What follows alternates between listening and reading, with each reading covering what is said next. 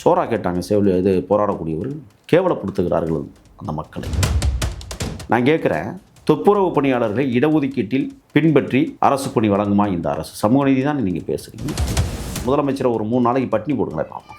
பசினா அப்போதாவது உணரட்டும். துணை முதலமைச்சர் ஒரு 5 நாள் பட்டினி கொடுங்க பார்ப்போம். நீங்கள் பட்னியை பார்க்காதவர்கள் அப்படித்தான் நடத்துவீர்கள். ஒட்டுமொத்த தொழிலாளர்களும் சென்னையை ஸ்தம்பிக்க வைக்கிற அளவிற்கு போராட்டத்தை தீவிரப்படுத்தியிருக்கிறார்.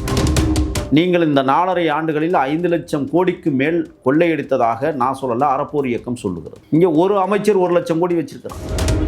ஒரு கிட்னி குறைந்தது 4லிருந்து 6 லட்சம் ரூபாய் வரை திருடு போயிருக்கிறது. 5 லட்சம் தருகிறேன் என்று ஆசை வார்த்தை கூறி மருத்துவமனையில் கொண்டு கிட்னியை எடுத்துவிட்டு 3 லட்சம் 1.5 லட்சம் என்று கொடுத்து அனுப்பியிருக்கிறார்கள் என்றால் பதிச்சொல்ல நம்ம நாட்டுக்கு உண்மைதான். நீங்கள் தானே மருத்துவத்துறை அமைச்சராக இருக்கிறீங்க. அப்போ மாசுக்கும் ஒரு கிட்னி எடுக்கணும் போல.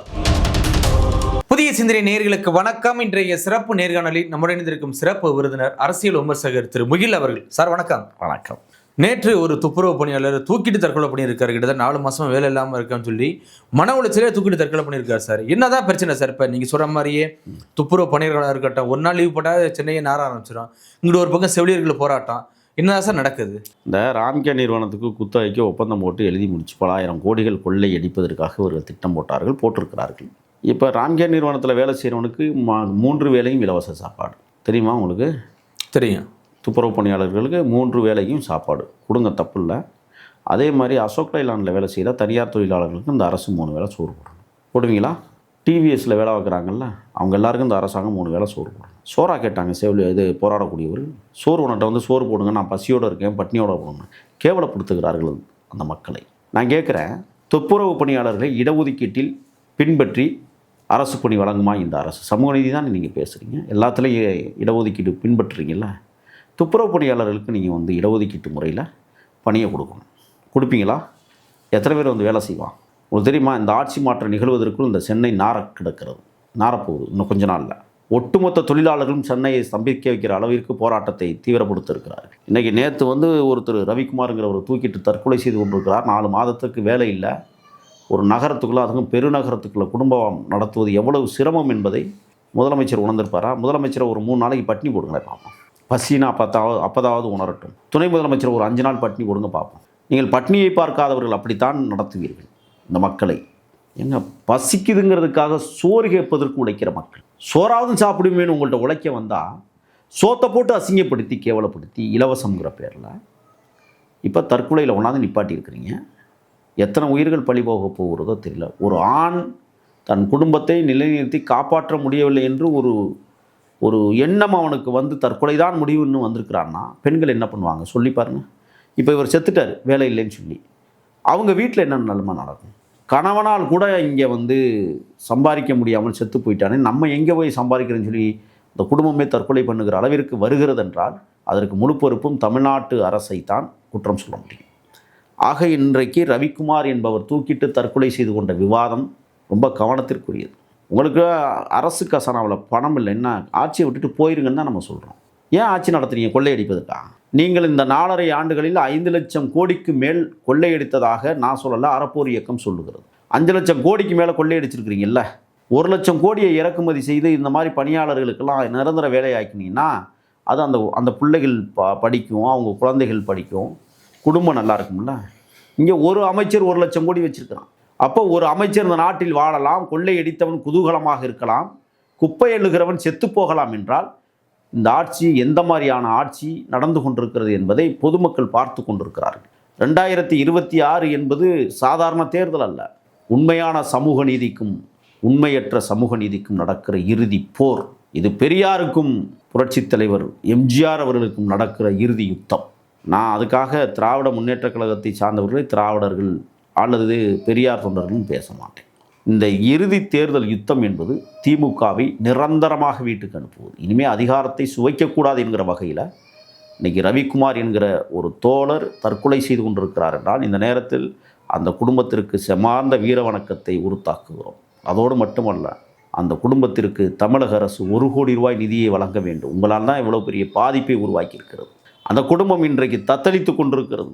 அப்படி என்றால் இதற்கு முழு பொறுப்பும் இந்த அரசு தான். அதற்கு காரணம் தனியார் முதலீடுகளை உள்ளே கொண்டு இறக்கி பெரும் முதலாளிகளாக அமைச்சர்கள் கொட்டி தீர்ப்பதற்கும் வாங்கி தின்பதற்கும் ஒரு நிறுவனம் பயன்படுகிறது என்பதற்காக அப்பாவி ஏழைகளை இவர்கள் படுகொலை செய்கிறார்கள் என்றால் அக்கிரம ஆட்சியை அறவே துறை தெரியப்பட வேண்டும் என்பதுதான் நமது எண்ணம்.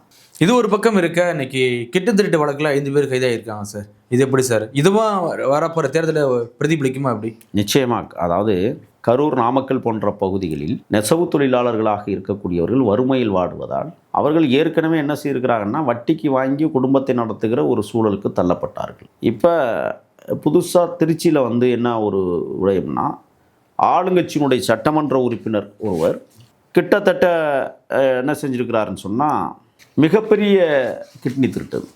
ஒரு கிட்னி வந்து குறைந்தது 4லேருந்து 6 லட்சம் ரூபாய் வரை திருடு போயிருக்கிறது.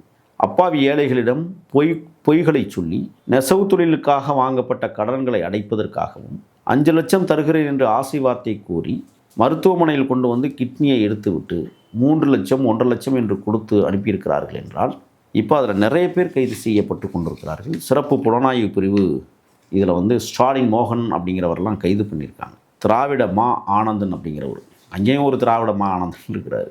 அதுக்கப்புறம் இதில் முக்கியமான ஆள் யாருன்னா புரோக்கர் ஆனந்தன் அப்படிங்கிற ஒரு அயோக்கியன். இந்த புலனாய்வு அதிகாரிகள் இன்றைக்கி பள்ளிப்பாளையத்தை முற்றுகையிட்டு அங்கே ஒரு கிட்னி மட்டும் வச்சு செயல்படுகிற ஒவ்வொரு மனிதனையும் ஆய்வு செய்து கொண்டிருக்கிறார்கள்.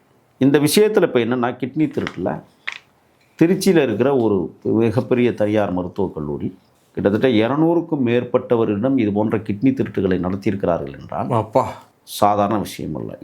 10 கோடி ரூபாய்க்கு கிட்னி திருட்டு மட்டுமே அந்த கல்லூரி நடத்தியிருக்கிறது என்கிற குற்றச்சாட்டை தொடர்ந்து சமூக ஆர்வலர்கள் பதிவு செய்து கொண்டிருப்பதை நாம் பார்க்க முடிகிறது. சிறப்பு புலனாய்வுத்துறை அதிகாரிகள் அங்கே கைது படலங்களை தொடர்ந்திருக்கிறார்கள். இதில் நிச்சயமாக நான் சொல்கிறேன், அமைச்சருக்கு தெரியாமல் இந்த வேலைகள் நடந்திருக்க வாய்ப்பே இல்லை. கண்டிப்பாக. ஆக செவிலியர் போராட்டத்தில் அந்த போராட்டத்தை சிதைக்கிற வகையிலும் அவர்களை அவமானப்படுத்துகிற வகையிலும் நடந்து கொள்ளுகிற மாசு அவர்கள் கிட்னி திருட்டு விடயத்திலும் மௌனம் காப்பது ஏன் என்கிற கேள்வியை நாம் வைக்க விரும்புகிறோம். பதிச்சொல்ல நம்மள நாட்டுக்கு உண்மைதான். நீங்கள் தானே வந்து மருத்துவத்துறை அமைச்சராக இருக்கிறீங்க. அப்போ மாசுக்கும் ஒரு கிட்னி எடுக்கணும் போல். தயவுசெய்து அமைச்சர் அவர்களே, நீங்களும் அந்த கல்லூரிக்கு போனீங்கன்னா ஒரு கிட்னியை திருடிடுவாங்கன்னு இல்லை, சொல்லியே உங்கள்கிட்ட எடுத்துருவாங்க, உங்களுக்கு 5 லட்ச ரூபா பணம் கொடுத்துருவாங்க. ஒத்துக்குவீங்களா? நீங்கள் அமைச்சர் செய்யணும்ல. அப்பாவி மக்கள் செய்கிற போது அமைச்சரும் செய்ய வேண்டும் என்று ஆக்ஷன் எடுத்துக்கன்னு சொல்கிறாங்களா சார்? என்ன எடுக்க? அந்த மருத்துவமனைக்கெலாம் ஆக்ஷன் எடுத்திருக்கோம். நேரம் அந்த கல்லூரியை இழுத்து மூடி இருக்கணும்ல. மருத்துவக் கல்லூரியை ஏன் மூடலை? அவங்க ஒரு பக்கம் நடத்துகிற வரையும் நடத்த நான் பார்த்துக்கிறேன் அப்படிங்கிற அதிகாரத்தை தவறாக பயன்படுத்தி சட்ட விதிகளுக்கு புறம்பாக அமைச்சரும் செயல்படுகிறார் என்கிற குற்றச்சாட்டை நான் பதிவு செய்கிறேன். ஒன்று, அந்த அமைச்சரை வந்து நீங்கள் வந்து ராஜினாமா பண்ண சொல்லுங்கள், நீங்கள் இல்லைன்னா ராஜினாமா பண்ணுங்கள், அந்த அமைச்சரை கைது பண்ணுங்கன்னு நான் சொல்கிறேன். ஏற்கனவே சாருங்கிற திட்டத்தில் மிகப்பெரிய அளவில் அவர் பேர் அடிபடிச்சு. இப்போ துப்புரவு செவிலியர்கள் போராட்டத்தில் தாறுமாறாக தவறான வார்த்தைகளை பிரயோகம் செய்கிறார். கிட்னி திருட்டுவில் பார்த்தீங்கன்னா மௌனம் காக்கிறார். மருத்துவத்துறை கெட்டழிந்து சீரழிந்து போய் கிடக்கிறது.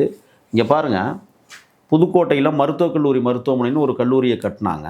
அந்த மருத்துவக் கல்லூரியுடைய அவல நிலையை நீங்கள் பார்த்தீங்கன்னா ரொம்ப சிரிப்பாக சிரிச்சிருக்கீங்க. 3வது மாடி தளத்தில் போய் பார்த்தீங்கன்னா தரைகளே சிதிலம் அடைஞ்சு கிட்டத்தட்ட அது இடிகிற நிலைமைக்கு இப்போ உருவாகிருக்கு. அந்த கல்லூரி கட்டி 10 ஆண்டுகள் கூட வரல.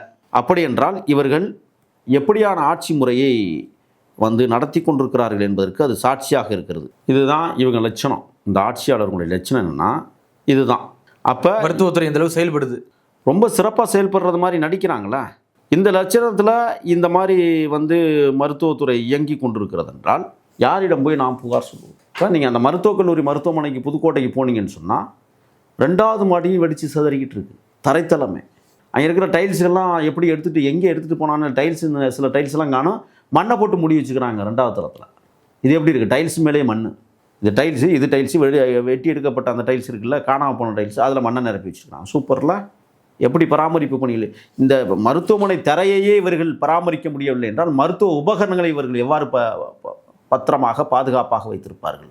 அவலச்சூழல் தமிழ்நாடு முழுவதும் இருக்கிற மருத்துவக் கல்லூரி மருத்துவமனைகளை ஆய்வு செய்ய வேண்டும். ஒழுங்கான கட்டடங்கள் இல்லை, கொள்ளையடிக்கப்படுகிற பணத்திலிருந்து கட்டப்படுகிற கட்டடங்களாக இருக்கிறது. என்னென்னா திட்ட ஒதுக்கீடை ஒதுக்குறாங்க, ஒதுக்கிட்டு 110 கோடி ரூபாய்னா உண்மையிலே அது 110 கோடி ரூபா வராது. திட்ட மதிப்பிட ஒரு 80 கோடிக்கு வரும்னா 30 கோடியை சேர்த்து போடும், 30 கோடியை என்கிட்ட கொடுத்துருது, 80 கோடியில் நீ கட்டு, 80 கோடியில் நீ எவ்வளோ அடிக்க முடியுமோ அதை அடிச்சுக்கோ. இப்படி ஒரு திட்ட வரைகரை உருவாக்கி கொண்டிருக்கிறார்கள் தமிழ்நாட்டில். நான் குற்றச்சாட்டை வைக்கிறேன். இந்த மாதிரி மருத்துவமனைகளை வந்து நீங்கள் வந்து பாதுகாக்க தவறுவீர்களானால் நாளைக்கு நோயாளிகள் தன் உயிரை பாதுகாத்துக் கொள்வதற்கு மருத்துவமனைக்கு வருவார்களா?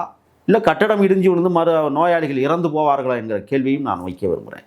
அப்போ இன்னைக்கு வந்து கிட்னி திருட்டு எங்கே வந்து நிற்கிதுன்னு சொன்னால், இன்னும் கொஞ்சம் காலம் போச்சுன்னா இதய திருட்டும் நடக்கும் போல, நுரையீரல் திருட்டும் நடக்கும் போல. இப்போ மனித உறுப்புகளில் உள்ளே இருக்கிற உறுப்புகள் அனைத்தும் கொள்ளை போகுமோ என்கிற சந்தேகம் நமக்கு வலுவாக இருக்கிறதா இல்லையா?